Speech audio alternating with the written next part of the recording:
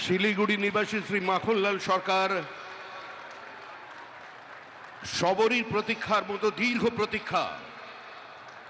Bharat Keshari doctor Shyamaprasad Mukherjee, যিনি ভারতের সংবিধান এবং ভারতবর্ষের অখণ্ডতার জন্য এই বাংলায় জন্মগ্রহণ করে নিজের প্রাণ দিয়েছিলেন, যাকে কাশ্মীরের জেলে রহস্যজনকভাবে কার্যত খুন করা হয়েছিল, এবং তার সেই যাত্রার যিনি সহযোগী ছিলেন সেই মাখনলাল সরকার, তারপরে দিল্লিতে একটি দেশাত্মবোধক গান গাওয়ার জন্য দিল্লি পুলিশ তাকে গ্রেপ্তার করে কংগ্রেসের সরকার।